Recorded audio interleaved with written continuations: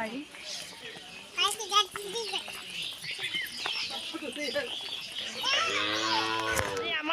আইতাহঁতৰ ঘৰলৈ আহিছিলোঁ। আমি নানি বুলি কওঁ, বহুতে আইতা বুলিয়ে কয় বাৰু। আৰু আমাৰ মামীহঁতে আমাক ব্ৰহ্মপুত্ৰ নদীৰ পাৰত ফুৰাবলৈ লৈ আহিছে।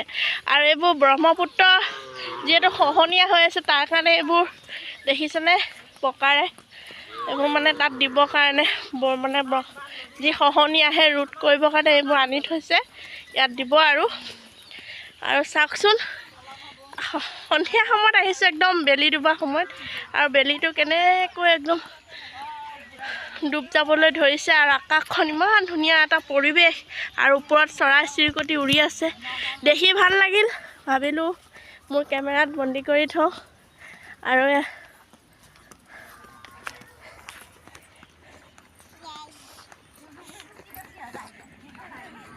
যিহেতু গাঁৱলীয়া পৰিৱেশ, ইয়াতে মাকৈ খেতি কৰিছিল, মাকৈবোৰ এতিয়া উঠালে বাৰু। এইখন আমাৰ ডাঙৰ মামাহঁতৰ কলগছৰ বাগান, দেখিছেনে গাইছ, একদম ব্ৰহ্মপুত্ৰৰ কিনাৰত বালিচৰত। আৰু ইয়াতে মাকৈ খেতি কৰিছিল, হৈ গ'ল বাৰু মাকৈ খেতি উঠোৱা। আৰু এয়া ব্ৰহ্মপুত্ৰৰ কিনাৰত আহি সকলোৱে একদম ফটো মৰাত ব্যস্ত। আৰু এয়া বালি চাক, নদী গৈ একদম ক'বা পালে। জুম কৰি দেখাইছোঁ, নদী সেই বেলি ডুবাটো তাত আছে। এইবোৰ চব চৰ পৰি গ'ল, দেখিছেনে গাইছ। চাওক, একদম ব্ৰহ্মপুত্ৰ বালিচৰত আহিছোঁ আজি। এইবিলাক দেখিছেনে, ঝাও গছ, গোটেই বালিচৰ।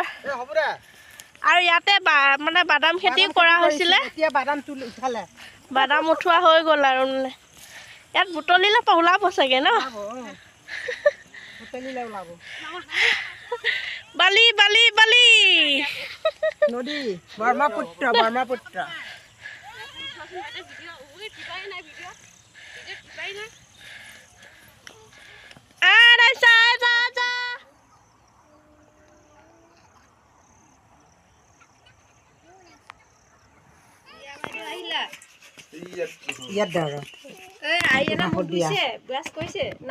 মামীয়ে বনাই আছে দেই গাইছ।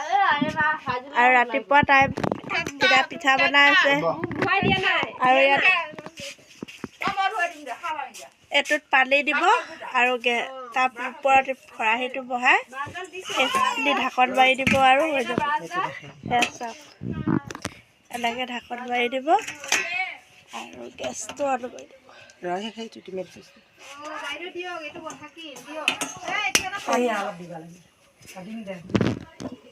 এনেকৈ কৰি 5 মিনিটমান বইল কৰিলে পিঠাটো হৈ যাব। ব্ৰহ্মপুত্ৰ নদীৰ মাছ চাওক, কিমান ধুনীয়া, একদম ডাঙৰ মিছা মাছ আনিছে। আজি ৰাতিপুৱা একদম ব্ৰহ্মপুত্ৰ নদীৰ পৰাই চাওক, কি ধুনীয়া তাজা মিছা মাছ আনিছে। আৰু কিমান ডাঙৰ এইবিলাক দেখিছেনে। আমি খাই ভাল পাওঁ যিহেতুকে আজি লৈ আহিছে মিছা মাছ।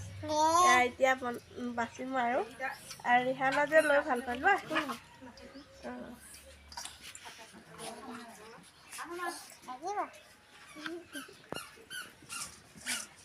বহুত ভাল লাগে। আপোনালোকৰ পিনে এনেকুৱা মিছা মাছৰ দাম কিমান জনাবচোন দেই।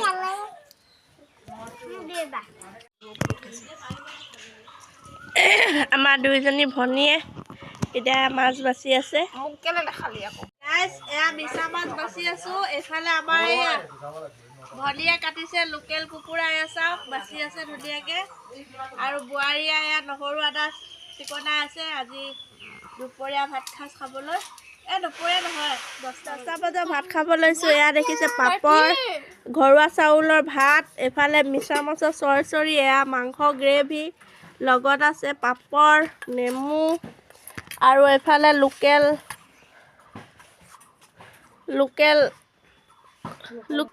লোকেল আলু দি গ্ৰেভি। এতিয়া ৰাতিপুৱা ভাত খাই যেনেকৈ খাম, চবে মিলি ডিছপাতত লৈ লৈছোঁ। পাপৰ ল'লোঁ, লগতে লোকেল নেমু, ঘৰুৱা নেমু, কাজি নেমু। এইটো আমাৰ নানীহঁতৰ এখন গাঁও, কিমান ধুনীয়া এটা পৰিৱেশ চাওক। গাঁৱৰ পৰিৱেশ বহুত ক্লিন, একদম লেতেৰা নহয়। আৰু এইটো মছজিদ হয়, ধুনীয়াকৈ ৰং চং কৰি ধুনীয়াকৈ বনাই লৈছে আমাৰ মাহী ঘৰত। এয়া